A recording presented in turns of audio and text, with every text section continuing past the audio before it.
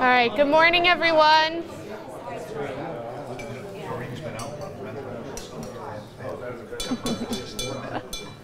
Thank you. Hi, good morning, everyone. My name is Tina Lose, and I'm the Regional Project Coordinator for the Essex County Asset Builder Network. Thank you all so much for taking time out of your busy schedules to be here with us this morning. It's so great to see so many leaders of our communities that are engaged and excited to support our youth. And so I really appreciate that you find this as important of work as we do here. And I hope today that you will come out of this meeting meeting some new people and learning some more about the assets and what we're hoping to bring to this region in terms of supporting our youth. In order to start us and welcome and give some opening remarks, I would like to introduce Mayor Donna Holliday of Newburyport.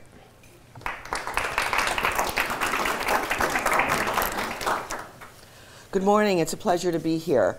It's hard to believe that it was 17 years ago, or 15 years ago, that Marianne Clancy was mayor of our city of Newburyport, and we were reeling from a series of incidents that had occurred. We lost a young girl to a drunk driver who was walking on the side of the road.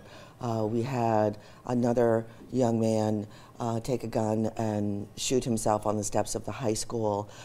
We had an assault in a party with a bunch of athletes of a young girl. And there were a whole series of these incidents that were happening in the community. Some were incredibly tragic. Others were just incredibly disturbing. And how are we going to address this kind of behavior in our youth? So we put together this task force, and we began trying to figure out what are we going to do to try and help and protect the youth in our community. We applied for a couple grants. We weren't successful, and then it just sort of all kind of lined up and came together, and the Beacon Coalition was formed through a Drug-Free Communities grant. It's a 10-year grant program, and it has been such an important tool for Newburyport in our community. I think one of the most important tools is sitting right over there, Andy Eggman, who has led our community in terms of taking care of youth and being very flexible with space issues and just doing a tremendous job with youth. But this was really important for us to figure out how we were going to address all these issues. It's hard to believe that we started 15 years ago and we were dealing with tobacco and alcohol. And look where we are today, dealing with opioid and fentanyl and the whole different level of addiction that is just ravaging all of our communities, which is unfortunate. So we have a job ahead of us, and we have demonstrated through some of the work that we've done with this asset model in Newburyport that it works. It's effective, and it really does make a difference. We've trained from Cub Scouts, Boy Scouts, members of the Y, daycare workers, teachers, and brought this out across our community in terms of this asset model. And we've learned that the more assets that we can build and support in our youth, it's a 40 asset model, the more healthy they are and the more resilient, able to make better choices. And we see assets sort of move over time as kids grow. But after 10 years of this grant, that's the most you can apply for under the drug-free community, we really wanted to continue this work, and so that's why under the drug-free model, there's an opportunity where you can regionalize and bring partners into the process. We were very, very fortunate to receive this Tower Foundation grant, which are highly competitive grants, and that's what brought us Tina, and we're thrilled to have her here leading all of this.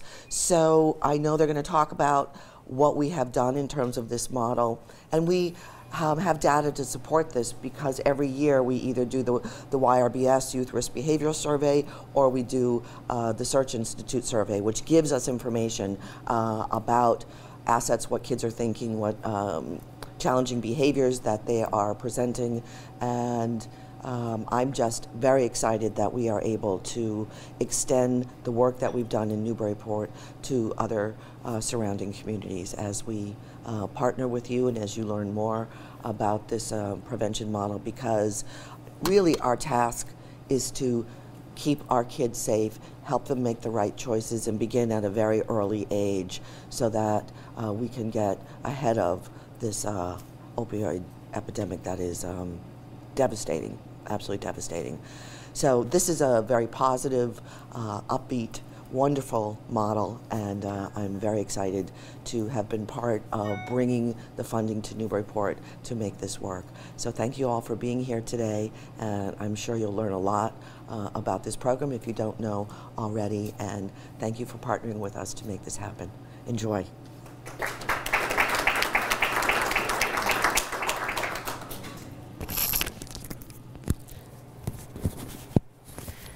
All right, thank you, Mayor, for that introduction and for a little bit of history of this project. So I'm just going to take a few minutes to give a background about a little more detail about the grant and what we've done so far and where we're hoping to go. Before I start, I just want to mention that feel free at any point to grab some more coffee or breakfast. There's plenty, so please feel free to help yourselves. Okay. There we go. Okay, so as Mayor Holliday mentioned, this is the Tower Foundation grant. It is a 3-year grant, and it was awarded to the following 6 communities. So it's Amesbury, Georgetown, Newbury, Raleigh, Salisbury, and Newburyport. And the idea of the regional model is really to bring communities together to build connections across networks and across community sectors, so helping different towns, selectmen, healthcare systems, school systems, bringing them together to learn from each other, to be able to share resources, and to be able to grow a stronger environment that's going to support youth. So for example, if one community comes in and they put in a policy that helps youth make healthy decisions, such as a ban on edibles for marijuana, youth could easily go to the town next door to then buy edibles if they weren't available in their own town. We're all kind of in a close area here, and it's easy to travel between areas. So what the idea here is that if we're all working together and choosing the same policies and trying to create a similar environment for youth, youth will be safer because we're all, it's not easy to go to that next town, and we're all kind of thinking about the same things and able to pool resources. Federal money and state money, as we all know, has been getting narrower and narrower and hard to come by. So the idea here is that we're sharing knowledge and research, resources and partnerships so that we can continue to strengthen our communities and grow as partners together. So also we've been partnering with all the school districts. They've already been involved in this project. So it's the Amesbury, Georgetown, Newburyport, and then the Triton School District. So I just want to give a brief overview about the grant and what we're looking to do in the next 3 years. So this is a 3-year grant, and the primary focus is planning.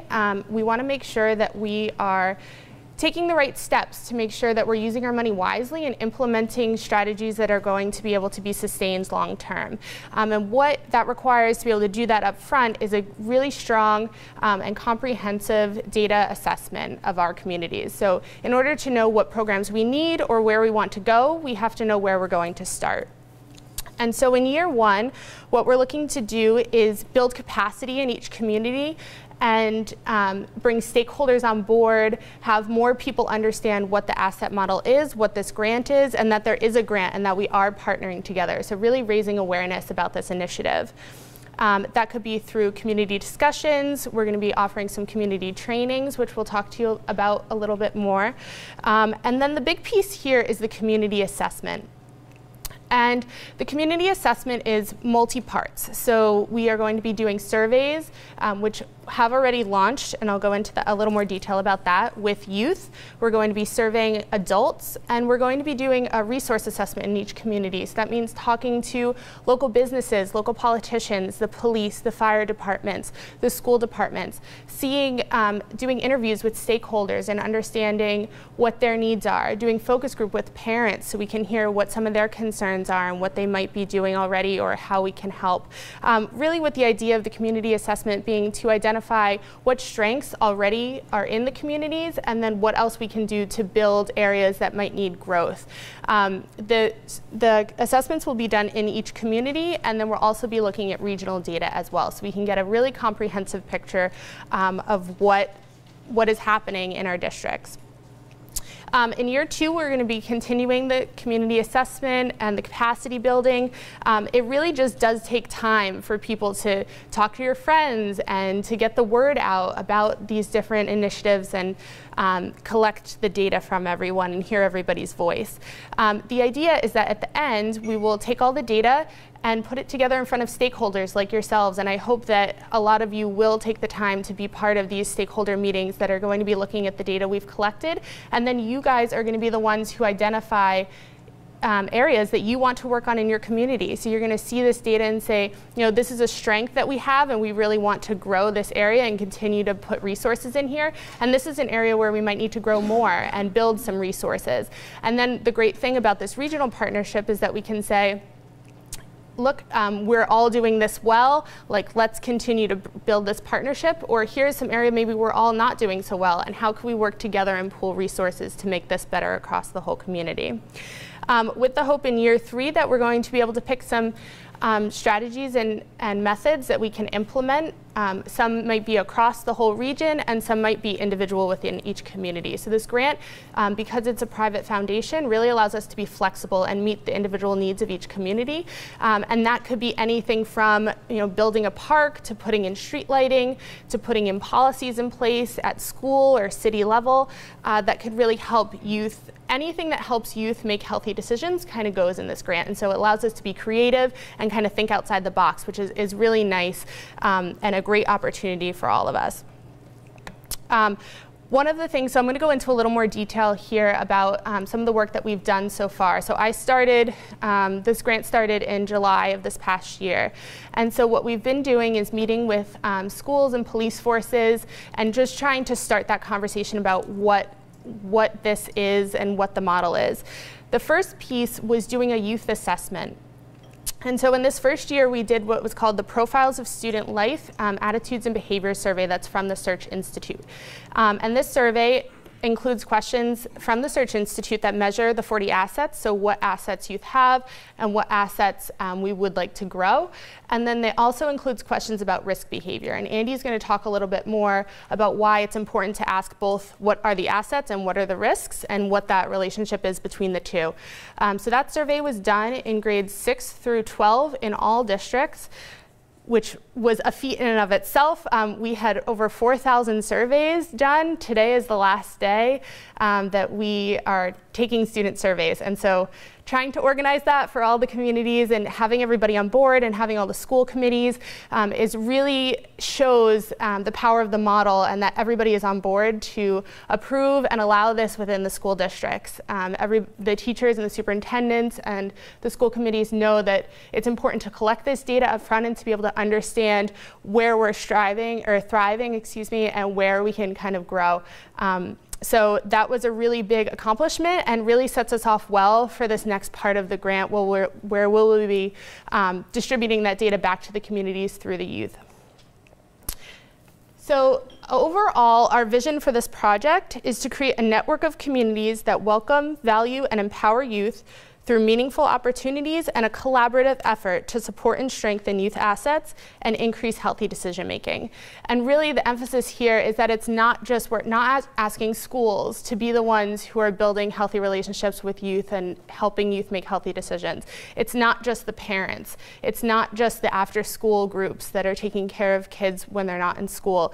It's everyone. It's the whole community. It's police. It's all of you sitting in this room who are the leaders and who are making policy decisions and can influence the direction that these organizations are moving in.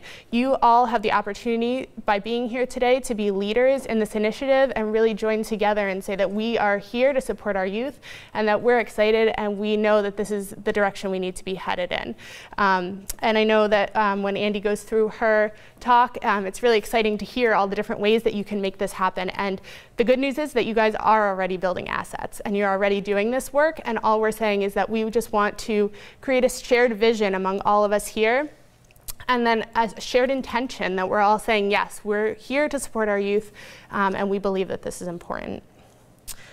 So just the last thing I want to share, these are some of the community partners. Like I mentioned, we've started working one-on-one with certain people, and we're looking to grow this list. I hope that we can even fit all the logos eventually of all the people that we're working with by the end of this project. And really, the idea is that anybody can be an asset builder, whether it's a school district, whether it's a hospital or a YWCA, YMCA, Boys and Girls Club, or it's an individual person, it's a parent, it's an adult who cares about youth, it's youth themselves, that everybody together can be an asset builder and create this model and grow this this belief, really, about how we decide that we are going to support youth in our communities. So without further ado, I would like to bring up Andrea Egmont, who's the Director of Newburyport Youth Services, and Matt Bazenas, did I say that right? Bazenas, sorry, who it's his birthday today, so we're very excited to have him, and they are going to speak a little bit more about the assets and the positive youth development model. Awesome. Thanks, Tina. So the mic that we're wearing isn't helping you hear us any better, but we are filming this for PortMedia so that it can be shared on local cable and online throughout all the communities. So we want to thank, it's now the Newburyport Media Hub, Community Media Hub. What's it called? Newburyport Community Media Hub. Okay, got it. So thank you for being here as well. It's a lot, yeah. PortMedia is still the TV portion of it, however. So for those of you who don't know me, I thank you, Mayor, for your kind words. I always tell people I'm probably the happiest city employee. I really love my job so incredibly much. I feel so fortunate to have been here for 13 years and feel that we still have a lot of work ahead of us, and I'm not planning on going anywhere soon, even if we're left. But anyways, we'll get it. We'll talk about that later. We are looking at the space for youth services right now and figuring out what it's going to be. So I want to introduce Matt. I'm really excited that Matt was able to join us today. What we're going to talk about today is how important it is to involve youth in our communities. So by having him here, he really can speak to his own experience with this. I don't ever expect young people to speak for all young people, but to talk about his own experience being involved in the asset model and what it looks like. So if you would just want to tell a little about yourself and how you've been involved with youth services, that would be awesome. Well, my name's Matt. I've been involved with the youth services, I think, since I was like really young, so like probably. So I'm in the high school youth council with youth services, and I was in middle school youth council formerly. Yeah, and you're a freshman this year. Yeah. Yeah. For those of you that don't know, youth services is a combination of social services and recreation for the city. So unlike a lot of traditional parks and rec, we're a little different. We focus just on children and families, and we offer both traditional recreation programs as well as a youth center for middle school and high school, and then we do social services and substance abuse prevention is really the core pieces of what we do. And so as the mayor discussed, we brought in this 40 assets years and years ago, and I couldn't be luckier than to have a city councilor who was active in the task force become the boss and continue that support. Has been really an amazing gift for us. So how many of you are familiar with the term positive youth development? Okay, good. So we have lots of new people. So my goal for you today is to leave here with language. And the reason that's so important is that you are our community leaders. You are the voice of our area. You're the ones talking about why things are important. If you're a city councilor and you're up there and or selectman and you're discussing why you're voting for something or against it, your language matters. If you are talking to the press, your language matters. If you're a CEO of one of our nonprofits and you are talking to the public, your language matters. So my goal is to be able to talk about what we do in a way that you feel like you can leave with an understanding of it and the language that helps us work together on the same page. So positive youth development has a lot of different pieces, a lot of different definitions. The one that we've chosen to use is this one, some research done by Perkins, but I'm going to read it to you if it's too small. So it says, positive youth development, purposely creating environments that provide constructive, affirmative, and encouraging relationships that are sustained over time with adults and peers, while concurrently providing an array of opportunities that enable youth to build their own competencies and become engaged as partners in their own development, as well as the development of their communities. I don't expect you to remember all that. So we're going to break it down into several pieces. These are the 4 things we're going to focus on. Understanding what PYD is, the 40 assets themselves, talking a little bit about environmental strategies and youth engagement. Matt's going to stand up here awkwardly for the first part of this with me, and then he's actually going to talk about the 40 assets himself. So, positive youth development. When we talk about traditional youth services, this is what most of us are familiar with about how communities deal with young people. And I just use the word deal with young people. That is old school. When we in our organization talk about young people, we talk about working with young people. Even just that language alone, if you're dealing with kids versus working with kids, it gives a very different picture of how you feel about kids, right? So traditionally, youth services are about fixing problems. It's knee-jerk reaction. Oh, this is happening in our town. What are we going to do about it? It's that kind of, there's a problem. It's deficit-based. So we're looking at what are the kids doing wrong and how are we going to fix it? It's reactive. Traditionally, we talk about certain kids as at risk. We talk about low-income kids as being at risk. Sometimes we talk about family structure as being at risk.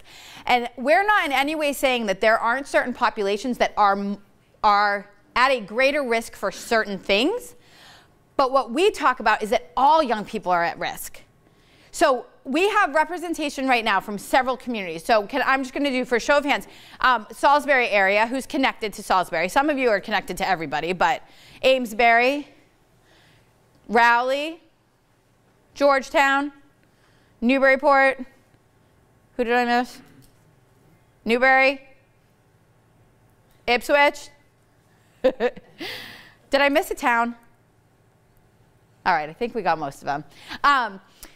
So all of those towns have different, what we would call demographics. But the reality is you all have young people who are totally at risk for anything, right? So whether you are working with families who have parents, who have 2 parents who work full-time jobs and are never home, or a parent who has a single parent who works 3 part-time jobs to pay the bills and is never home, both of those kids are home alone, right?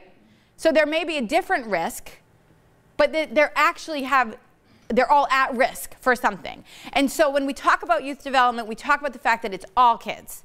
It is not a certain group of kids who are more at risk. We have found in Newburyport that our high-achieving kids drink a lot, right? By senior year, our data shows that even the kids who are reporting A's and B's are getting drunk on the weekends. And when we talk to them about it, it's a work hard, party hard mentality that we used to think of as college. Right? Wouldn't you hear about like certain schools where, that's a work hard, party hard, and now that's at the high school level. So it's not that there's a certain, group. Tina had referred to the fact that when we're talking about this, we're not talking about putting the problem the challenge of helping kids on just the shoulders of one group. It's not just the school's problem. And it's to say, there's kids drinking in our town, what's the school doing about it, is actually really kind of ridiculous, right? The kids are in school 7 hours a week, and the majority of them are not drinking in school. They're out of school the other 14 hours of, a day, and that's where the drinking is taking place. And that's also where the modeling of behavior is taking place. When they're in school, they're not watching teachers drink, but when they're out of school, they're definitely watching adults drink. We would hope. What did you say? We hope?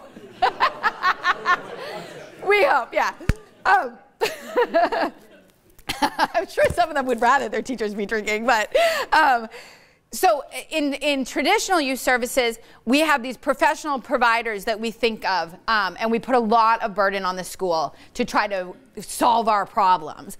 And so what we are really talking about is that this is a community issue. And one of the reasons that I think we've been really successful in Newburyport is that we've had a revolving door since I've been here of superintendents. And every superintendent, the first thing I say to them is, part of my job is to take the burden off your shoulders and make it a community issue. And I'm going to talk a little bit more about how we do that, but the simple fact that whenever we have community events, we don't host them in the school. We host them at City Hall. We host them at the community center because that matters. It matters to say this is a City Hall issue, right? When our young people present our data, we do it at City Hall because, for one, the kids feel like it's more important, and two, we actually say to our school committee, we're not going to present to you at your meeting. You need to come to the community meeting, right? So it's a lot of effort to say this is a community issue. Our young people should be a community issue. So we're going to do a little quick activity, if you'll humor me. I'm going to ask everybody to look up at the ceiling and pick a spot that you're looking at. I can always tell who has trust issues, because right now they're like, what's going to happen to me while I'm like looking up?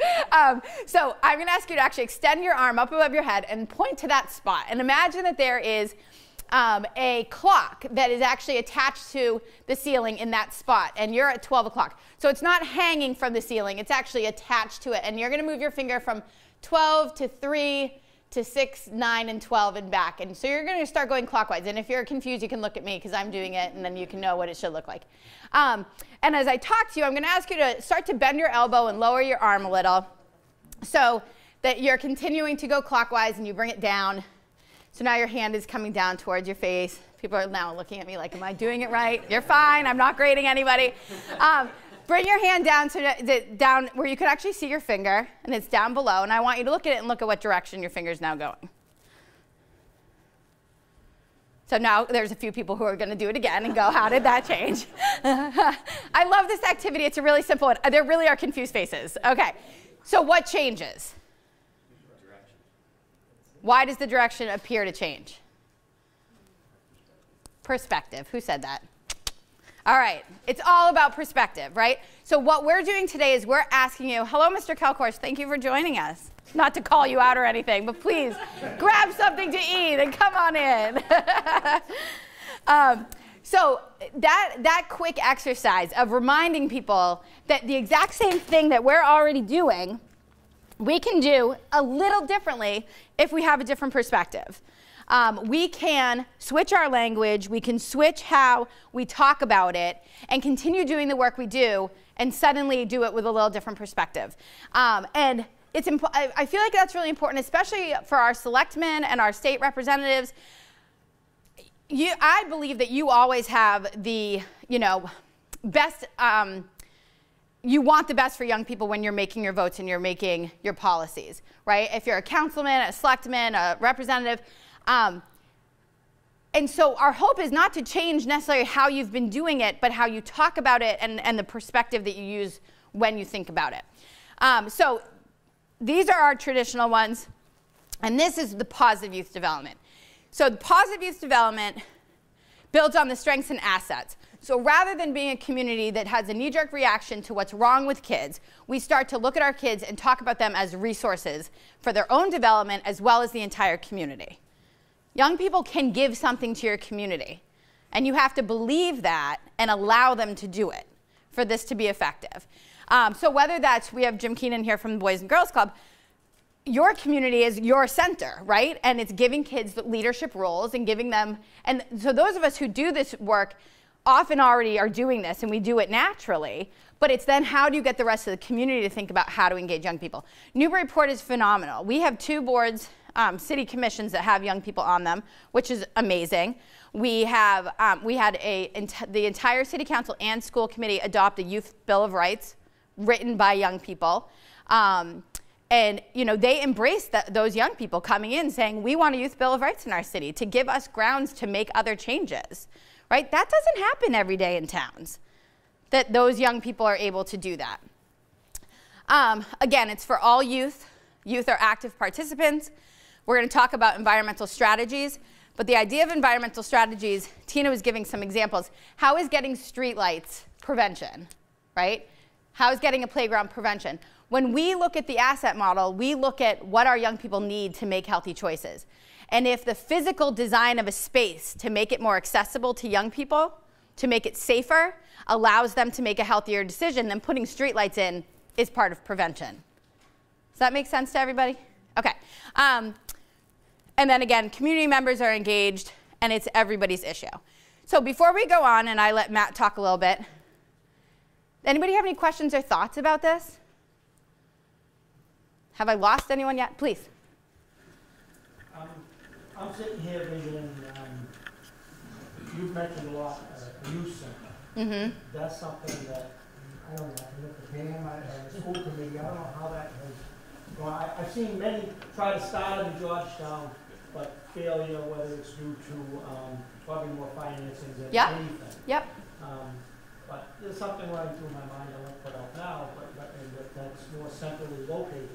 And you mentioned you have one in Newburyport. Are there any others out in these satellite areas? No, so actually one of the reasons that we did this and decided to regionalize it was because we found that a lot of the communities around us didn't have a group that was advocating for youth in the same way that they could be, right? So we have wonderful resources. Amesbury has a fantastic youth rec department. Salisbury has a rec department and rec center, as well as the Boys and Girls Club. So we have these resources, but what we weren't seeing was communities pulling together and saying, what else do our kids need? And like, do they have access to the Boys and Girls Club? Can they get to the summer rec, right? And those are the type of community assessments. Some community assessments are like a checklist. Do you have this? Do you have this? Do you have this? The assessment we're doing is, can kids get jobs in your community? Do kids have transportation to get places on their own in your community? You know, it's really looking more at like access, which we're going to talk a little bit more about. And the neat thing about this project is we don't have a set outcome. It's not our goal to say what each town will end up with, but rather to organize the community to assess their own needs and perhaps provide a resource and a framework that Georgetown could say, you know what, people have been trying to do this, but now we know we need to do this, right? Now we actually have something that says there's a need for it, and we understand why it's going to benefit our community in the long run. So this is a little bit of that, what does it look like in action? And then we're going to get into the actual assets, and Matt can present it. So this is in your folder. We gave it to you just as a little something to take with you, thinking about policymakers and community leaders. But I also want to ask, how many of you have a young person in your life you care about? Your own child, grandchild, or somebody else's child that you care about? I like to see lots of hands go up. And people who don't have one, I mean, I think that's an interesting piece. You got a couple you have to share. Yeah. I have a few who could use one, actually. We do have a community mentor program, if you're interested. But the reason I ask that is because part of this is stuff you already know about young people, right? It's what we all innately know young people need, but it's putting it into a framework and a shared language, which I know is, we're saying again and again, but it's really a big, big piece of this. So what you can be doing as far as positive youth development is talking about the assets. Engaging youth and community. If you are a representative, a policymaker, are you engaging young people? Do you have anywhere where you go and ask how things would affect young people when there's a policy or a bill or a law that's coming across? Are you engaged? Do you have an outlet? For organizations, does your board of directors match your mission and the demographics you serve? So we went and met with the Pettingill House. We have somebody from the board here, right? Pettingill? Yes, thank you. And we went and did a training with them, similar to this. And I asked the question, what's your mission? And they shared their mission, and it's about supporting children and families. And I said, okay, so how do you engage young people in your board of directors or your strategic planning? Then they don't. And I thought, well, think that's something you could do, right? And that became their first step of looking at positive youth development. And they said, well, what if we actually got kids that, you know, we do most of our work during the day when kids are in school, so we're dealing with the parents, like maybe we could start looking at how to engage young people and getting feedback from them. And that was really, you know, a wonderful first step. But often organizations that are serving youth forget to engage youth in the actual decision making. And I don't know if we'll get to it, but there is a piece in there about engaging young people as well. Allowing sectors. So if you are a policymaker, knowing the organizations in your community and what they do well. And if you're an organization, knowing what you do well, applying positive youth development to your work, and then connecting with others to share those resources. and work together. And then that shared vision, which is why we're here today. All right. I'm going to skip over this. This is just more language. This is in your handout. It's just some of the language we use. The one important thing for me, they're all important, but the bottom line is, if you want to be our ally in this project and work with us, the question you will ask is, where are the youth in this conversation? When I work with the Youth Council, we say, if it's about us without us, it's not for us, right? So I share this story. The mayor and I sat in a meeting last year with the Chamber of Commerce, business owners, law enforcement, school administration, she and I, and talked about the issue of youth downtown with no youth at the table, right? And I was like, and thankfully I have a boss who, when I started to give my 2 cents, said, you know, this is Andy's job. She's speaking for the kids who aren't here. But we do it all the time as community leaders. All the time. We talk about issues that affect kids or involve kids, and we don't talk to them about it, right? So real positive youth development is finding a way to have. So we have a youth council who are representatives. Again, they can't speak for every youth, but they can give their perspective and share some insight from a different point of view, which is really invaluable to have. So I'm going to turn it over to Matt. We're going to do this part together. Yay. All right. Okay. Sir. So the 40 developmental assets, so the more that you have, the less that you have, the more likely that you are to be engaging in high-risk behavior. So basically showing, I'm trying to think of the word now. Which one?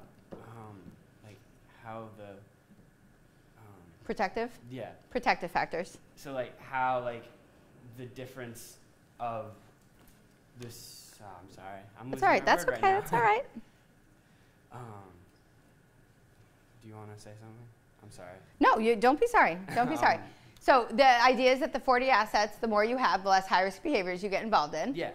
And it's based on resiliency. Mm-hmm. What else? So, and then there's like 2 sections. There's internal assets and external assets. Yep. So the external assets, their support, it's like, they're like stuff that the youth can control, but it's not completely in their control too. Definitely.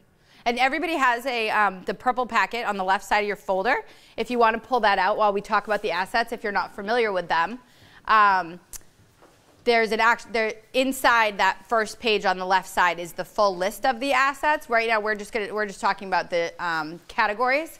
So there's external and then there's the internal, which are like they control themselves. It's like their point of view on something. So yeah. Excellent. All right. So I'm going to give a little background, and then you're going to jump in and talk about how we use them more. So the branding, by the way, of the new Essex County Asset Builder Network, this demonstrates it. We have an 8-pointed star because there are 8 categories of assets.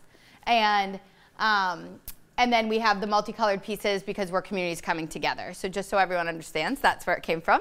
And so these 8 categories are the ones we focus on.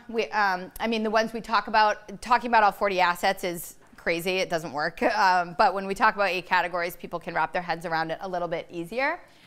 We're not going to get into a full training on what the assets are, but I do want you to take a minute and look at them. And if there's an asset on there that surprises you or that you have a question about why that would be an asset, I'd love to hear those questions. So we are going to give you a minute to just take a peek at the list before we get into how the data works.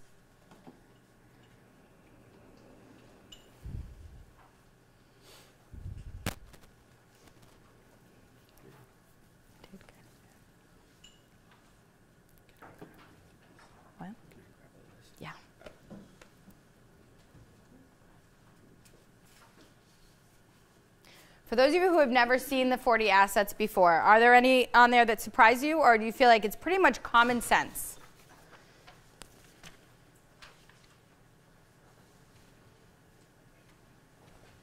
Chris, you're a dad. Most of it's common sense stuff. You know, if nothing in your head comes out as like, oh, you know, I'm trying to select kids every day. Yeah. Yeah, yeah. And it's, but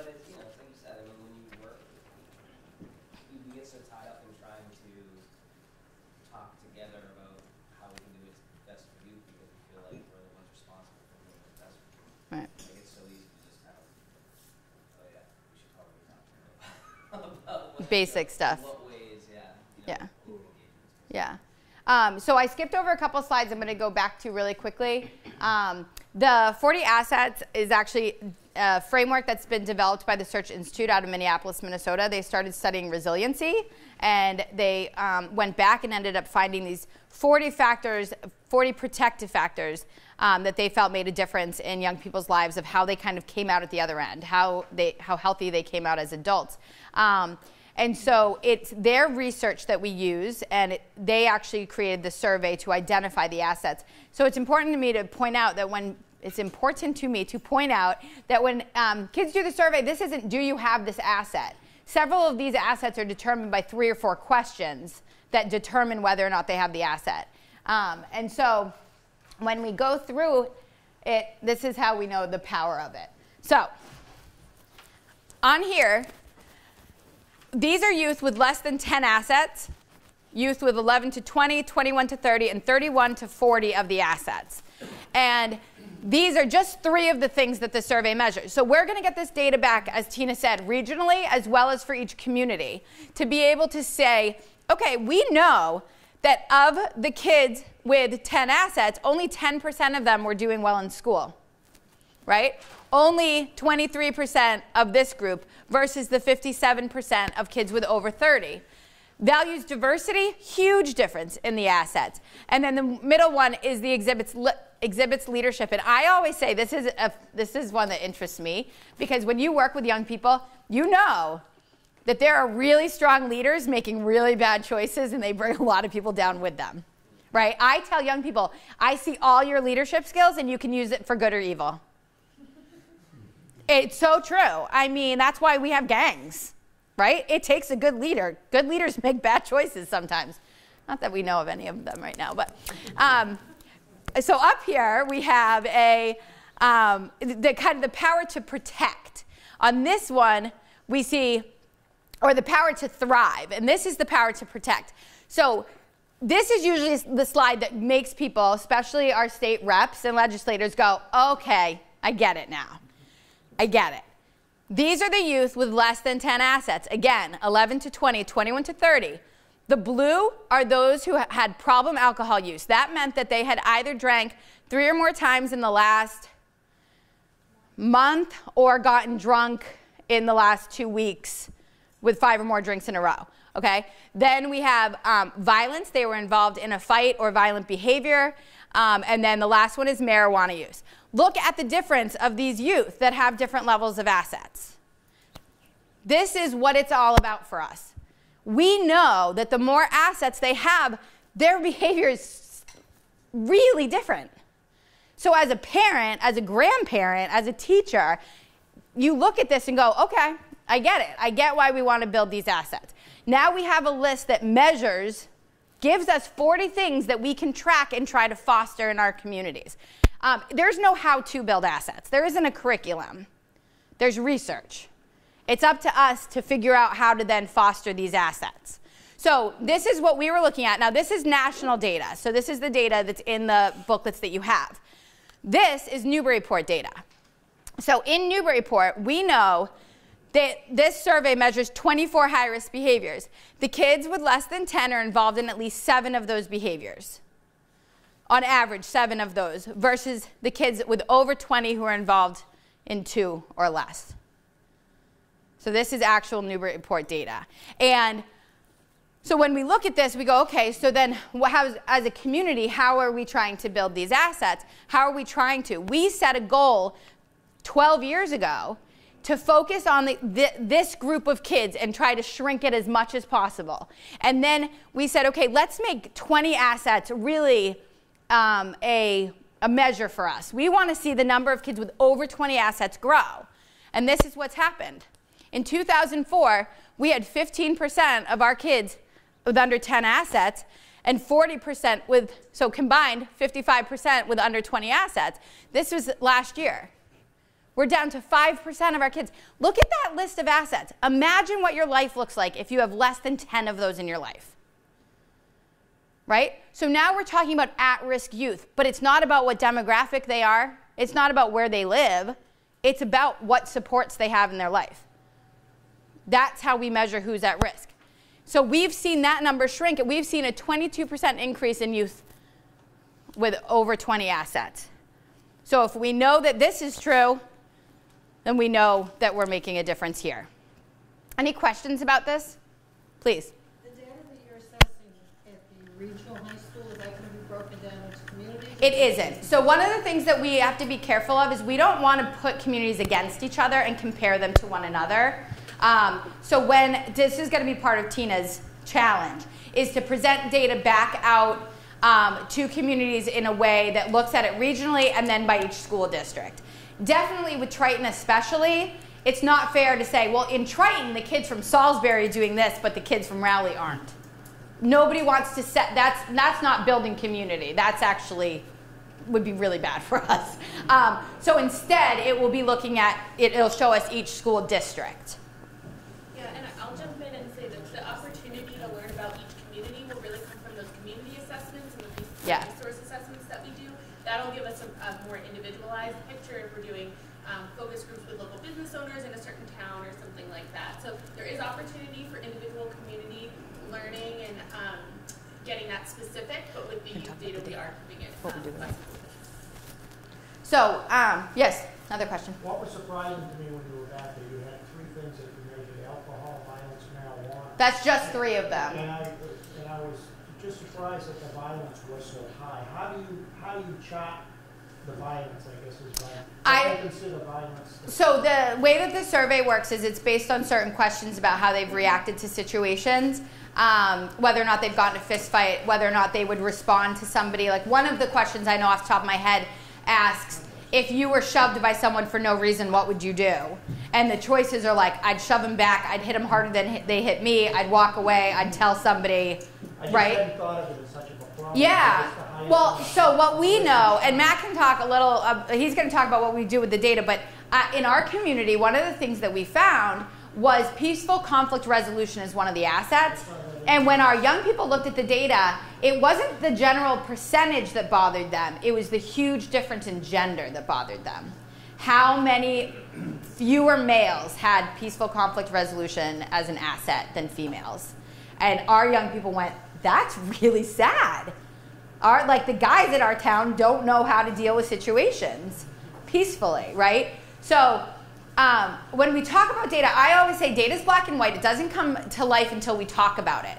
I share an example of one of our first, well, I'll share that story after Matt talks a little about what we do. But the data, again, it's just a tool to have conversations. Nobody's going to look at this and say, we know this is 100% right.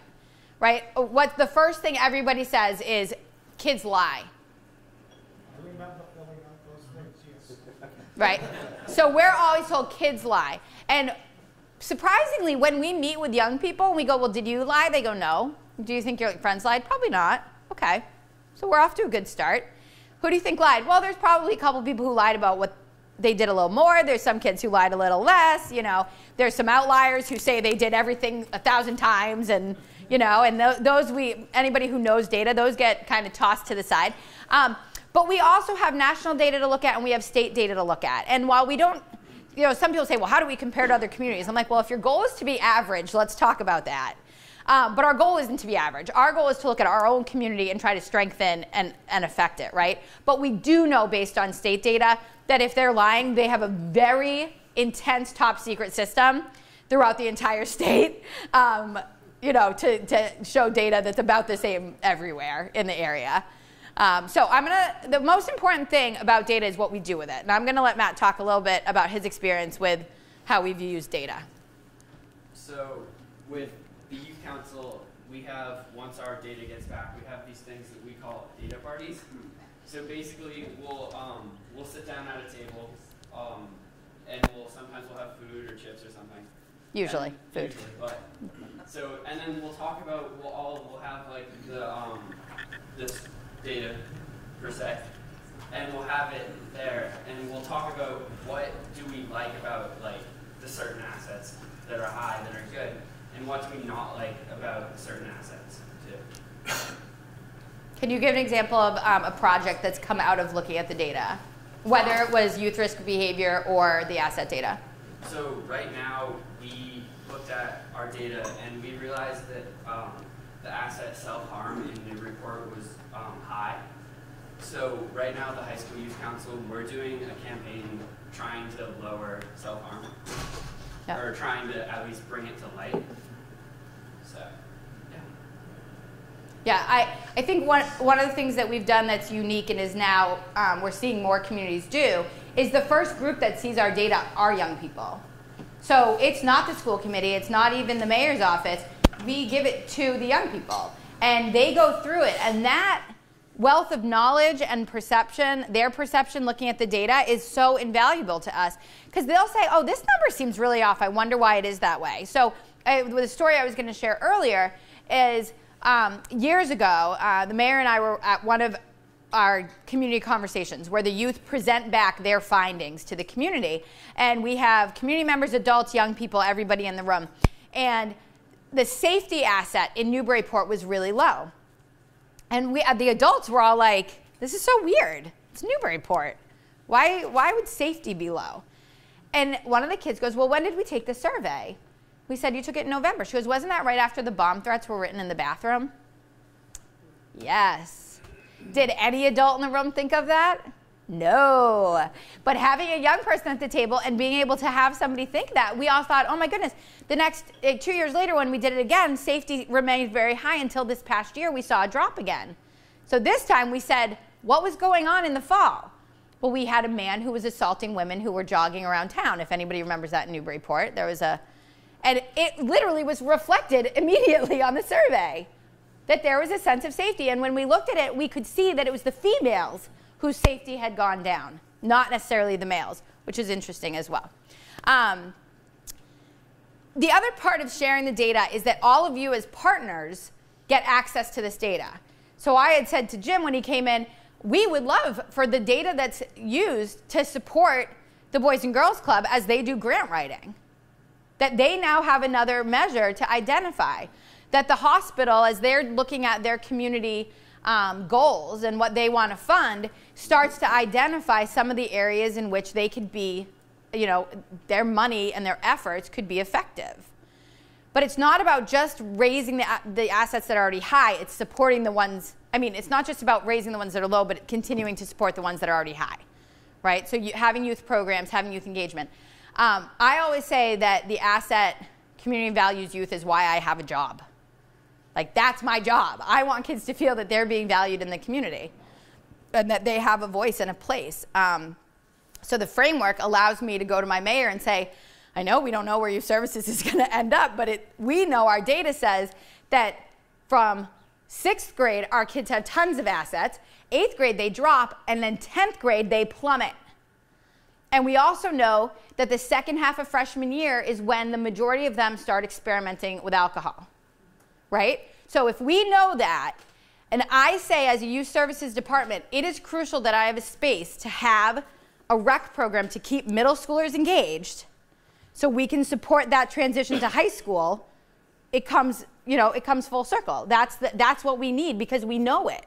We know that the transition to high school in and of itself is a risk factor, right? And that we want to bridge that for them in our community.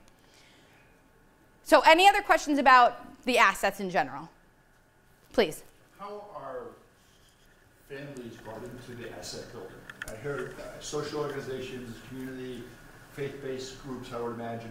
I don't hear anything about home life. All kinds of ways. It's about so we did a campaign in Newburyport called the I Support You campaign, which we're redoing actually as part of this, and it will become a regional campaign. But I Support Youth Assets became a outreach to parents and community members to understand the assets and take on some responsibility. We run several different programs that support parents as well. So we have a parent speaker series. Most of the communities in town actually have one. I don't know if other communities do, but our communities actually choose those speakers based on what we know we need to strengthen, right? Parents may not know that's happening. Our rec programs are actually often developed to support assets we know need to be done. And that's not always, the community doesn't always know that's happening, but it is. It's part of our organization. But so the parent piece, we offer workshops. We have done parent a number of parent workshops specifically on the assets, but we also do things like Staying Connected with Your Teen, which is a multi-week program for parents that we offer because we know that parent communication, family communication from 8th to 10th grade changes significantly, right? So one of the things that I love and I think our mayor has really appreciated is that this framework has given us the data and a tool that we don't just do projects because we think they're a good idea. We identify a need and create a project around it, right? And so then we're using our time and our money towards things that we're not just like, oh, wouldn't it be cool if we did this? Like, every town has like the mock car crash at prom season. You guys know what I'm talking about, right? It's not a whole lot of data that shows that crashing a car in front of a high school makes a huge impact. There is data that says that if you crash a car in front of the high school, you have an assembly and you talk about it, and then you have a piece that goes home for parents to have a tool, it could be more effective, right? So we partner with the schools and we say, how can we actually make this tradition that you love into something that might be more effective and actually get a message across, to more people. But the parent piece is crucial, and it's supporting parents in a number of ways. I go into Anna Jake's and present the assets to moms of newborns. These women are like, I'm not sleeping, I don't care what you're talking about right now, I just came here to get out of my house. But we're planting the seed at that age. So you have a list of the adolescents' assets. There is an infant, there is a preschool, there's an elementary school list. This is just the teen list. Most of it's the same, but some of it looks different, right? It's not about does the community value youth. When they're infants, is the child the center of the family, right? Are their needs what the family's working on meeting? I just want to do a time check. Okay, so I'm gonna just go over a couple pieces and then we'll open it up for discussion, more discussion. So environmental strategies, again, I just talked about picking strategies that we've identified a need for. And in the world of substance abuse prevention, this is your traditional strategies. You have these three, which are direct service. So this is direct service that a family or an individual would receive, a support, training, enhancing their skills, and information. And then the environmental strategies are how do we change the fabric of the community around them? So if we're talking about underage drinking, how do we change that fabric? It isn't just telling kids drinking is bad for them, right? On that sheet of language we use, it says on there protecting the developing brain. I don't want to be the anti-drug lady. It's not a cool job. Even if you don't do drugs, nobody wants to hang out with the anti-drug lady. Like, that's just the reality, right?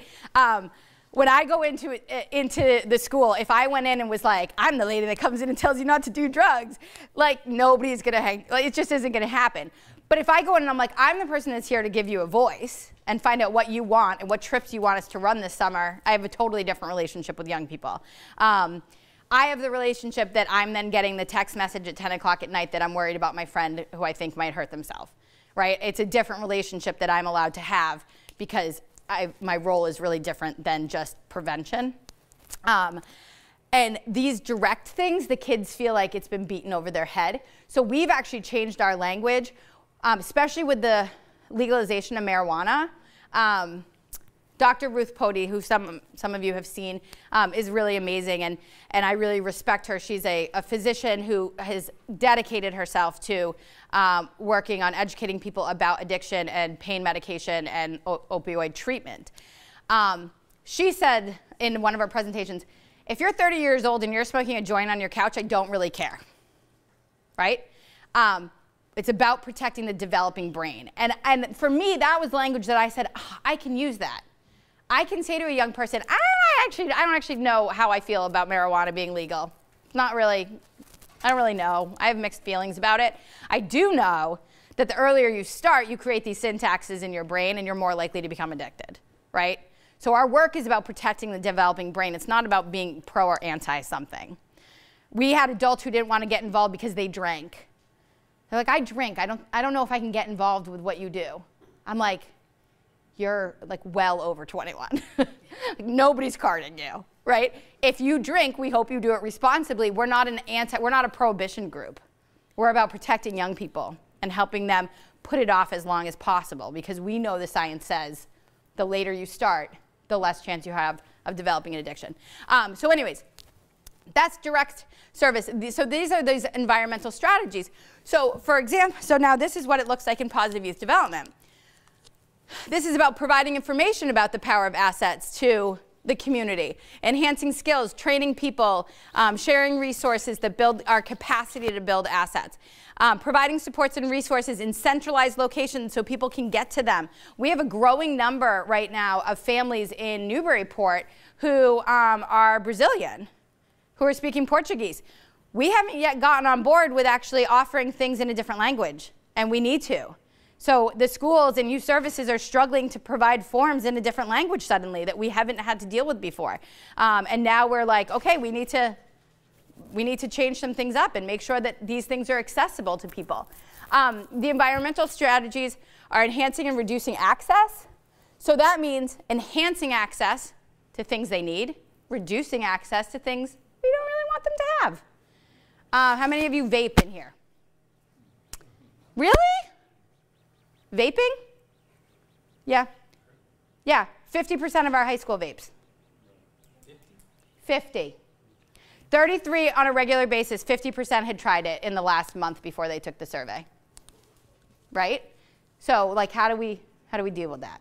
Doctors are still telling people it's a healthy alternative, and they're telling adults to start doing it, and yet we have bathrooms full of kids vaping, and we don't know what they're vaping, and they don't either, because it's not regulated. Right? So that is something we're looking at in our community. How do we reduce that access? And changing consequences, both positive and negative. Our high school just changed its tobacco and vaping policy to have kids attend basically a smoking cessation program instead of getting suspended. Yay!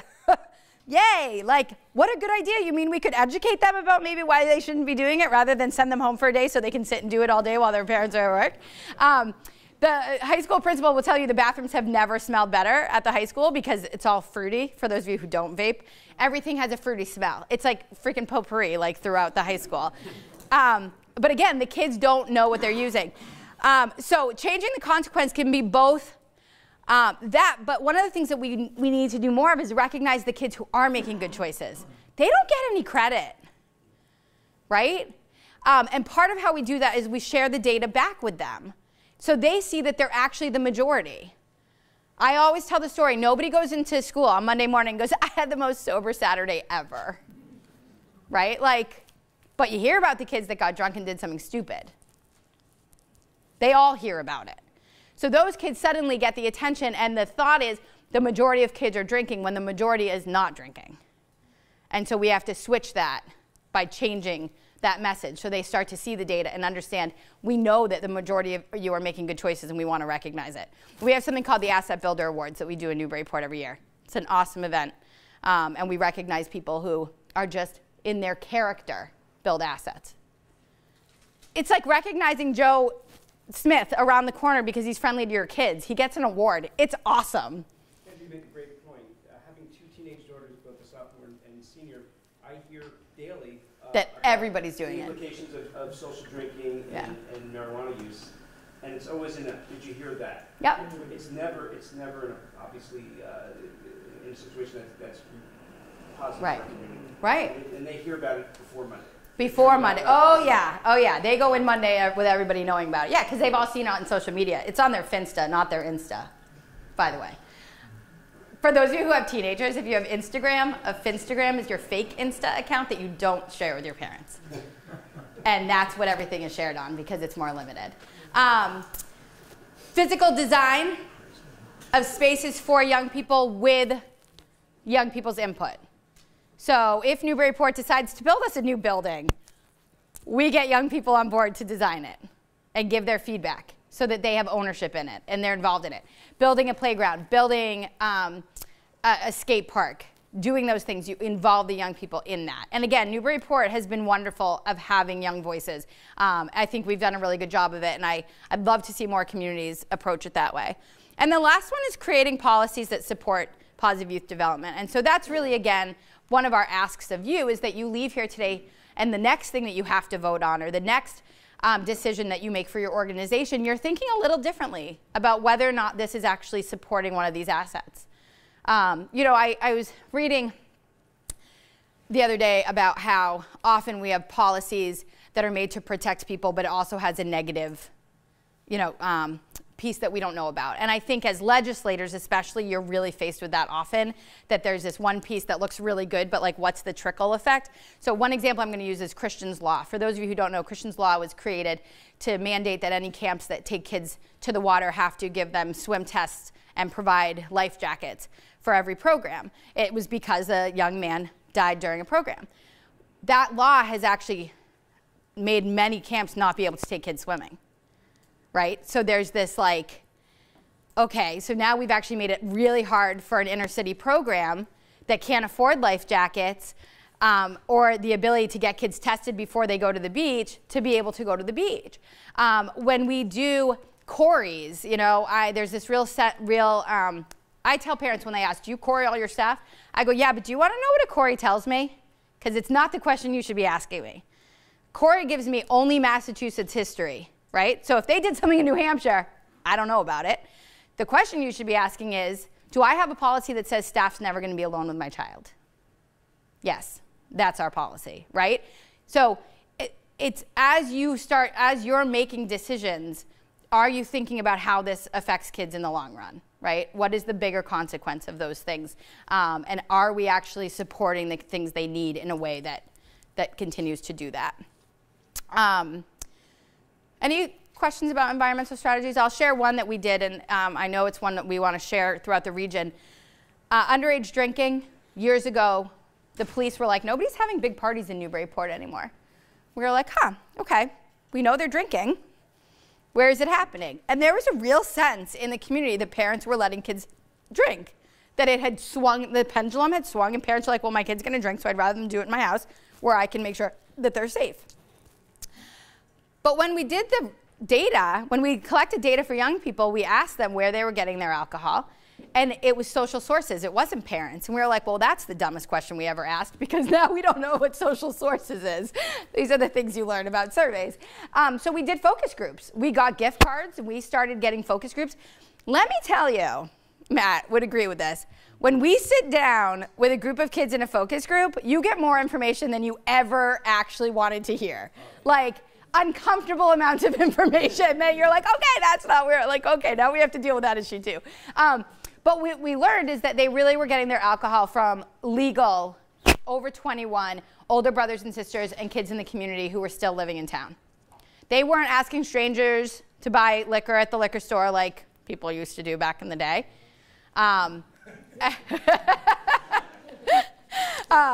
They were, you know, and it wasn't their parents providing it. It was these, you know, 21 to 25-year-olds. And we were like, well, how do we get them? They're not necessarily reading the Daily News. Sorry, Daily News. They're not following our newsletter because they're 21, 22. They're not in school, so we don't have a direct approach to them. So we got a group of 20-something-year-olds to create what we call the Coaster Campaign. It's 4 coasters that have different fun images, and on the other side, it gives a reminder of what would happen if you buy alcohol for minors. And we started it on Thanksgiving Eve. It's the night everybody comes home and goes out drinking before Thanksgiving. We got every single bar in Newburyport to use it. They used it from Thanksgiving through Christmas. And now we do it every single year. Right? That's an environmental strategy. Because even if they pick it up and laugh at it, they read it. And that's our goal, right? Is that at least they read it and it planted a seed to remind them of that piece of it. So that's another example of the type of environmental strategy. So, yeah, please. I can go back to that slide for a sec. So in my world at Link House, I get a fair number of calls from family members looking for assistance around recommendations regarding treatment. At that point, prevention is to the left, and we're now engaging the family. But we rarely, if at all, ever get a call from a youth or a teenager saying, I need help. Right. And I find that interesting, and I'm wondering if there's a way to target. Yeah, there is. And one of the things we had identified is this area didn't have any young people's meetings. There now is a young people's meeting. But AA, the 12-step meetings, we didn't have any in this direct area that were just young people meetings. And so we were asking the same question, like, where are people going? And a lot of times it's a parent looking for help when they know that their child is smoking pot. And they're like, I need to get them into treatment. And if you guys know anything about the system, beds are really hard to come by, and they're not going to the kids smoking pot. It's not even that they're hard to come by, and there's a lack of clarity Right. about where to engage the system. Right. How do you start? And you only find out when you need to know. Right? Exactly. Exactly. And yeah, and I think that's what we've tried to do with the schools is really fine tune. So if they're getting somebody, they're directing people to the right place. We're directing people the same way and working with partners. But it really is a difficult thing. One of the things I didn't say early on that I do want to say is that for those of you who haven't been involved in treatment or prevention, to understand that there's a continuum of care when we talk about high-risk behaviors, whether it's drugs, alcohol, gambling, or violence. You have prevention, you have intervention, treatment, and recovery. Right? There's 4 different pieces of that. And we are focused on the prevention. Our organization provides intervention for families in crisis and helps them, but then we turn it over to the professionals who do the treatment and long-term recovery pieces. But this is about prevention.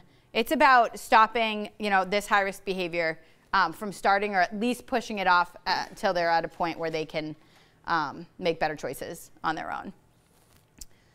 So lastly, youth engagement. I'm not going to spend too much time on this, but you do have it in there. This is a rule we follow if you are a representative of an organization and you're wondering how you could be involving young people more. This is Roger Hart's ladder of participation. He did research for UNICEF. Remember the UNICEF trick-or-treating boxes? That was like, how do we start getting kids involved? That's kind of where this came from. So there's 8 rungs. The bottom 3 are considered non-participation. It's basically when we just use young people and manipulate them and they don't know what they're involved in. And then 4 through 8 are different ways of having young people involved. And it's not that one's better than the other. It's just that they're different roles and support. And our goal is to have communities working in those top 5 rungs to engage young people. So the handout you have in there actually breaks it down a lot more, but I want to be careful of people's time, so I don't want to spend too much time on that. Matt, do you want to talk about any other experience that you've had with the assets or with Youth Council that you think is worth sharing? Well, for Youth Council, we try and do at least one campaign. Like our past campaigns we tried to do a presentation to the schools of the data that we did last year, but our school year ended, so we didn't have time to do it, and I don't know if we're gonna continue it. Yeah, because you're gonna have new data this year, so it is. Okay. Yeah, it's a big piece of it is presenting that data back. And I know kids, because I am one. Like they don't want to sit through like a boring presentation. Like we want to make it fun too. So yeah. While still showing data and lots of stuff. So. Yeah. Yeah, I'm excited for it this year. They're gonna do a big one, which will be great. Adults feel the same way. Yeah, I know. Hopefully we didn't bore you too much today. So, this is our chance to have a conversation. I can have Tina come back up as, I think one of the things that we're so lucky is, one, our funding source, the Tower Foundation, if you're not familiar with them, have really reviewed their own goals and missions and how they want to work with communities. And they are so excited about this project. For people to hand us money for 3 years and say, okay, you don't have an actual objective in the end, here you go, is amazing. But they understood that the objective is about building community. And then the nicest part is they said, you can come back to us. When you've done these 3 years and you've done the assessment and you've identified projects, you can come back to us. And that's what you really like to hear, especially from private money. So we're excited about that possibility. But having Tina come on has just been amazing. She is just an amazing hire. Matt was actually involved in the committee that hired her. And she's just done such a great job in the different communities. And I'm really excited to see where this goes. And, we've been doing a lot, but we'll keep doing it in Newburyport. And now we're hoping everybody else will, step up and do a little bit more. So thoughts, questions, anything? This is a chance for you to chat. And just before we jump into the discussion, I just want to mention one thing. So in your folder on the left-hand side behind that purple packet is an evaluation. If you wouldn't mind just taking a few minutes and just filling that out. We're really looking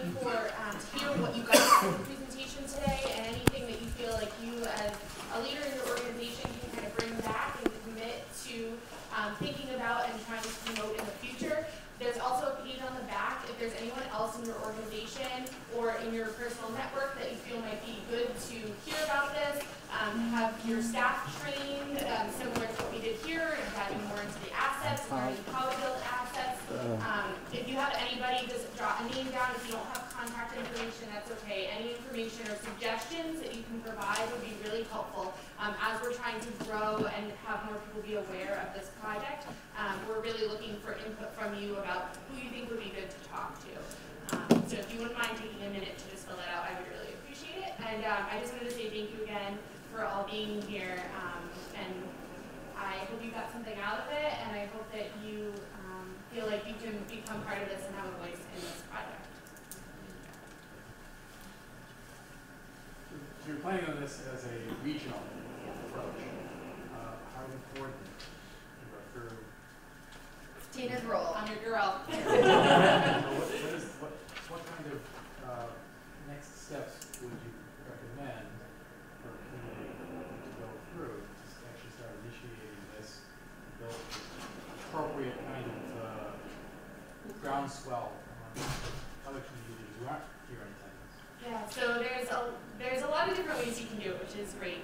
One of the big things that Andy mentioned is that when we do get the youth data back and we have the youth present back, it'll be a community discussion, and that'll be an opportunity to invite all members of the community to come and hear about the assets, and then that can kind of start snowballing that discussion. So bringing different people to the table, saying, I think this is important, I want to be a champion. We have a great example of that back here at Pam Lundquist. She's from Georgetown, and she's kind of spearheading their coalition, and they're in that process right now of figuring out who are the players that we want to have at the table, and what do we want to accomplish as a coalition and as a community. And so my role is kind of to help figure out within each town who makes sense to bring to the table. We will have some regional stakeholder meetings, so maybe it makes sense to just join into that regional piece. Maybe it makes sense to start a coalition of your own in your own community. But like I mentioned, that presenting of the data back from youth will start that conversation, and we're hoping to be able to launch the community assessment through that as well, to start getting the voice from adults in the community to be able to match. When is that data expected to be available and released? Because obviously that's sometime at the end of the school year. January. Okay. Yes, the last group is taking their assessment today, and then we're going to send the information to the company. They're going to send back really nice detailed reports for everyone, and then we'll bring it back to the youth. So we're hoping to have a presentation by early in a few months of the new year. And if I can add to that, if you're curious what a report looks like, Newburyport's report is online. It's if you go to isupportyou.com, it will take you to our webpage, and you can actually see an example of what a report looks like for a community. It's again, there's a lot of information. The breakdown is really great, and so if you're curious what it will look like, it's there as well. And Tina has a new website too. Oh yeah, that's right. There's a sticker on your folder. It's the ecadnetwork.org. We just launched it yesterday. Yes, don't go to it yet. So, but we're excited to be able to have a place. So now when you say Essex County Asset Builder Network, people will say, oh, what's that? And have a place that they can go. And we're going to be listing all our partners, so you can learn about who's involved. You can take a pledge about how you plan to support youth in your community. So really excited about that, to have a hub and a home. So that'll be a great place for resources for everyone as well. The other reason that we went with Essex County instead of, a smaller, one thing is there's no name other than Greater Newburyport, and those that are Newburyport don't like that name. That was one of the things we learned. It's like, what do we call this? Northern Essex, but that includes Haverhill, and so what is, so we were like, whoa, there's no name for it. But the other reason is that we actually have partners, the Tri-Town Council, which is the Pentucket School, Vasco School System. They use the asset model. Danvers uses it, Peabody uses it, Gloucester's using it. So we really do have a large piece, and those are larger communities, and we have a lot of smaller communities that together I think can be really effective, but we're planning on pulling them all in as partners in the network as well. Speaking of partners, do you have the parent-teacher organization in Newburyport that is a part of what you do, the PTO? We have liaisons from the PTO on different projects that we work on, and then our coalition, we have parents on our coalition as well. Yeah. But we go and present to groups all the time, like all different groups in the community, especially after when some leaders have changed up. Like I just thought the other day, I need to go back to the NEF and do this again and say, you know, you're raising all this money for the schools. Remember, this is what we're doing in the community. So we have to kind of revisit that every now and then. But as Tina coordinates with the other communities, it's pulling all those sectors together when you have that call to action or that presentation of the data. Do you have any policies or activities within your organization that deal with negative effects of social media? Yeah, we just actually brought in a speaker who presented to every student from 4th to 12th grade, faculty, and then the parents. That was one program that we just brought in because it's a change in our culture that we need to be able to look at and deal with. And I think that, so I went to school, got my master's in youth development leadership. And in that, I did a lot of work on the assets, and I became really critical of some of it. So I do say that, but again, this is a framework, this is a tool for us. But there are assets that I think actually become risk factors. So you have high expectations is one of our assets. At some point, when kids have high expectations put on them, there's a tipping point where that no longer becomes an asset and actually becomes a risk factor for them. And so I think that there are elements like social media that are adding pressure that isn't reflected yet in the way that we talk about kids because we're really just starting to learn. If anybody hasn't read The Secret, the Secret Language of Girls on Instagram, Google it. It's unbelievable what they're starting to research and understand about how there is an entire language of everything from posting a picture somewhere where your friends aren't. It's like very purposeful.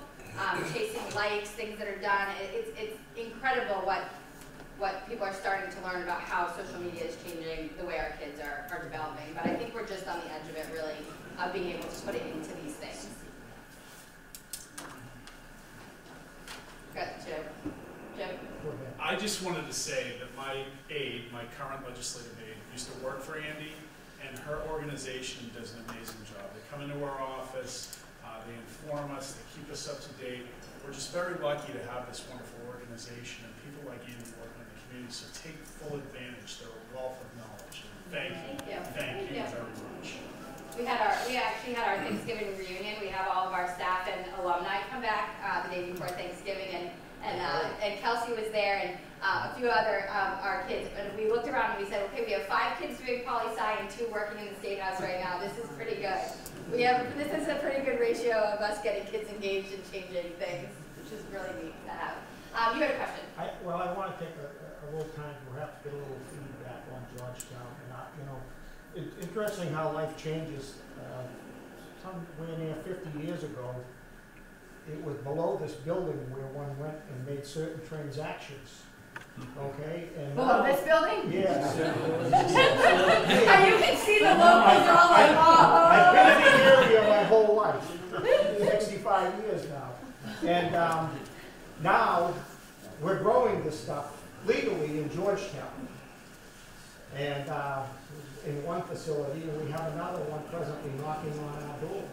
And so perhaps if anybody here wants to give me some feedback of the perspective of Georgetown, because that's what there's a fear that some have in Georgetown that we're now going to get a name associated with the town, with that relationship. It used to be we were the X-rated theater town, and that's what they fear, getting that, that stamp. So just if anybody perhaps wants to give any feedback now or later. No idea Georgetown had such a history. We're in Amesbury, we have our... Yes. Is it a growing facility also?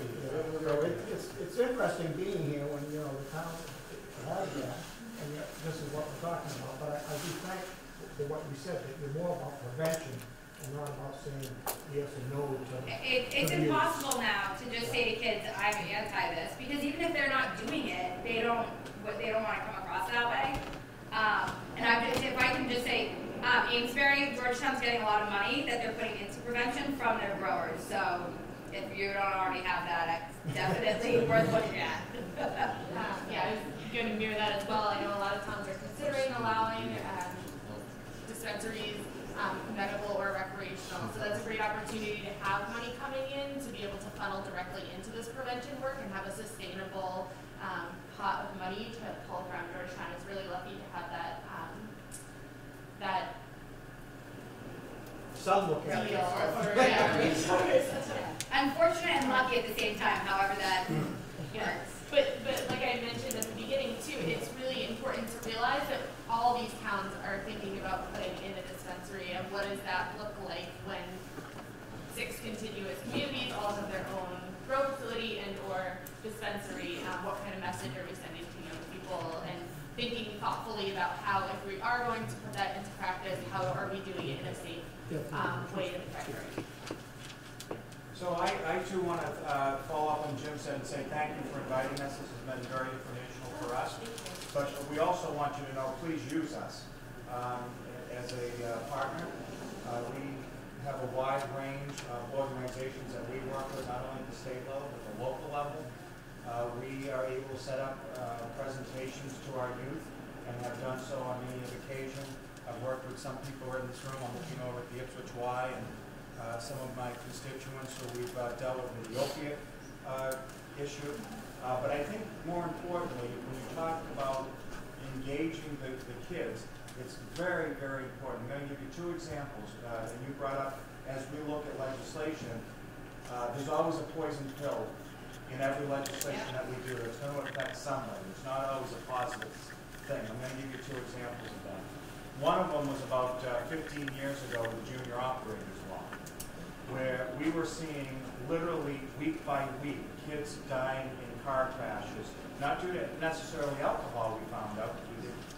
We actually brought them in and talked to them. But it had to do more with speeding and things of that sort, and the education they were getting within the driving schools. So we were able to pass a bill with the input of those children and their parents that I think now has been one of the best in the nation, and actually we saw a decrease in death and a decrease in speeding things. Great bill. There's another bill currently that you folks are going to be voting on next November, which is going to increase the minimum wage to $15. Now we want to help these parents that you are helping because they need those dollars. I think we can all argue that that's a good thing. The bad thing of that, the poison pill, is the kids aren't being hired now. Because the businesses, and I'm talking about small businesses, can't afford it.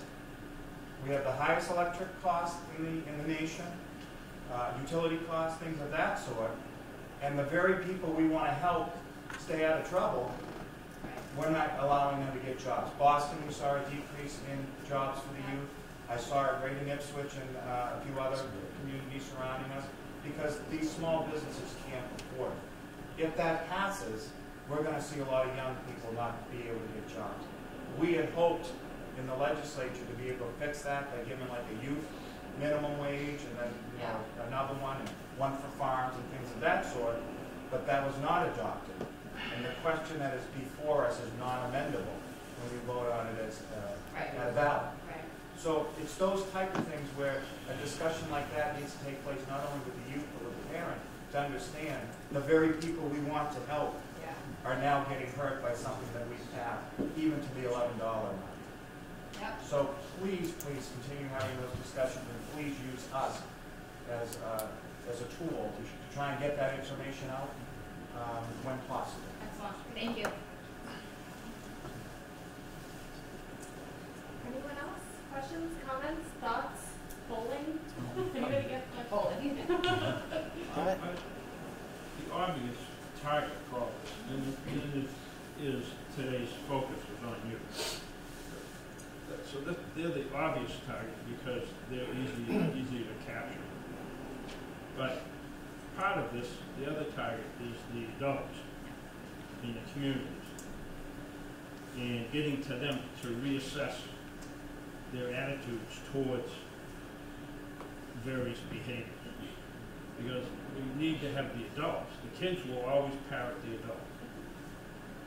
So one of my things with the passage of recreational cannabis is that now I just can envision backyard parties that adults have that now introducing joints, forms or bowls or brownies or spaghetti sauce. Don't cook and drink, we know it. So is it, there's another assessment that's more of a geared towards adults? Yes. To grab the same type of data that. Yep, so that's a great point. So we're working right now on creating, so we did the youth assessment, now we're working on creating a community assessment. It's going to be asking those value questions of adults. What do you value for yourself, or what do you value in your community? How do you value youth? So that's definitely a part of it, and I agree. The other thing I want to point out too is that when we were talking about the 40 developmental assets, Matt introduced this concept that there's internal assets that are youth focused, about their self-esteem and positive sense of self. There's also half of the assets that are external, that are focusing on the adults in the community and other factors that influence youth in their lives, their neighborhoods, their parents, the other adults, their coaches, environmental policies. So that's half of this project as well, and I agree with you that that is a really strong point, and we are putting pieces in place to hear that voice as well. Has there been a lot of adult participation in the past? Yeah, when we've done surveys, we've gotten a good response through the schools. We have having the school partnerships is crucial, and we've been so lucky. And Tina has, I mean, she keeps saying every school I go to is on board, and I'm like, yes, because they get that we're taking this and saying this is a community issue. So adults, what we find is the ones who already know it are always involved. Because that's who they are. They're the great parents who are trying really hard. I don't want to say that the others are not great parents, but we try to get to them through different ways. So, for example, the middle school just put on a play called, what was it? Lord of the Flies. Lord of the Flies. In the Lord of the Flies brochure, we included a page of asset data that connects to the play, right? So we try to find ways to get the information in places where parents who might not come to our events are going. And then try to present the data in as many places as we can to start the conversations with people. But the system, so positive youth development is about creating systems, and we've had to look at some of our parents that are harder to reach, and it's either because they work different shifts than the norms, that they can't miss work because they don't get paid, or they're simply absent parents that aren't, don't really want to be that super engaged. And how do we create systems to get information to them? So we actually have a really strong partnership in our community with public housing.